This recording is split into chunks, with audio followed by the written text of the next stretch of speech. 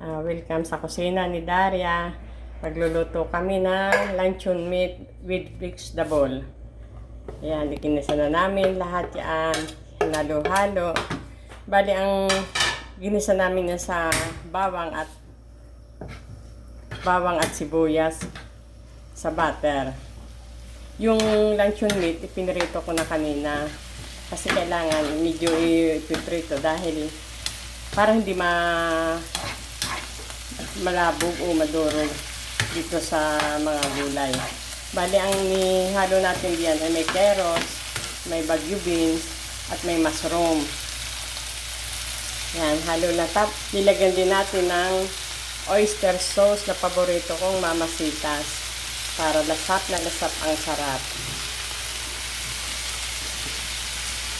At lalagyan natin ng paminta,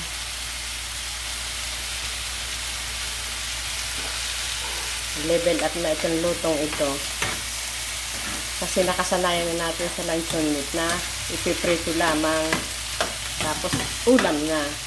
Lagyan natin ng twist na may gulay para pampalakas din yan ng immune system kapag may gulay. Dagdagan natin ng paminta. Isa yan sa mga nagpapasarap sa mga lutuin.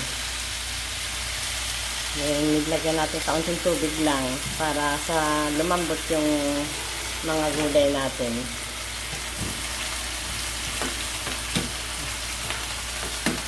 Yan, medyo halo-haloin natin.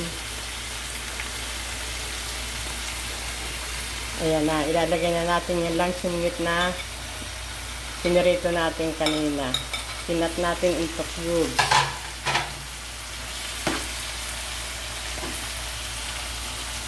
Halo lang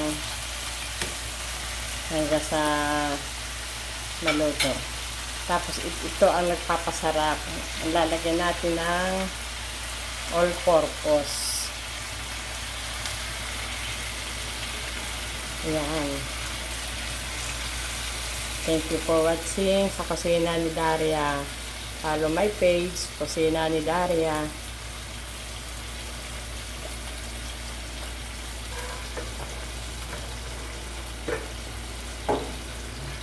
Medyo haluin natin para sumama yung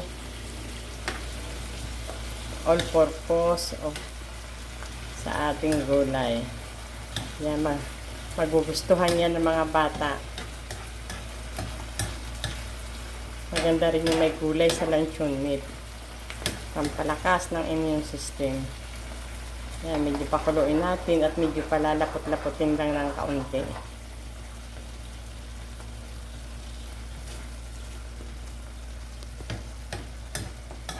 Thank you for watching.